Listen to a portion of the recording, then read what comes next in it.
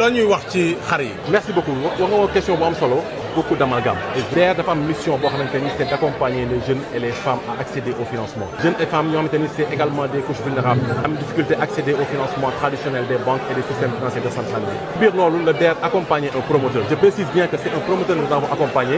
avec le fonds STAP mais également la BNDE. moom moo dem lever un financement au niveau de la banque mais ci biir lever financement bi ñu teg ay conditions ñu ne ko kat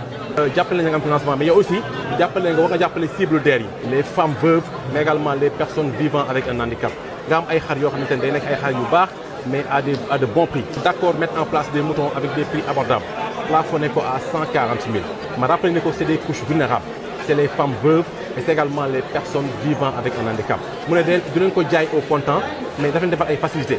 soo jëlee sa xar yow da ngay fay 1/5 bi au départ le reste nga fay ko ci 4 mois donc DER financé wul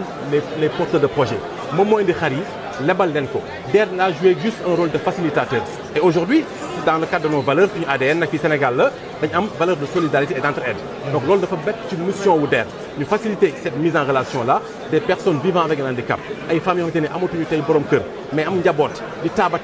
au lieu ñu jël seen xaalis tey jël 140 000 wala 150 000 jënd xar d'un seul coup mu defal leen facilité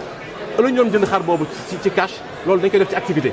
jaay soble jaay pomme de terre mën a am ay revenus pour que bu ñu tabaskee ba noppi ñu mën a fay tranquillement et d'ailleurs am na ñoo xamante ne sax ils ont pris un engagement très fort en disant que bu tabaski bu weesoo rek au lieu ñu fay ko sur 4 mois dañ koy fay sur 2 mois wala sur 3 mois donc loolu nag bu fekkul social nekkul solidarité kon xaw ma ko lan mooy rôle lu DER aujourd'hui parce que soutenir l'entrepreneuriat dafa nekk un processus ku ci gën a ndaw ku ci gën a mag donc bu dee am na facilitation dañ ko def bu dee financement dañ ko def mais je rappelle encore une fois que opération tabaski bi du financement bu DER jël jox ko les populations on a financé un promoteur moom moo lebal justement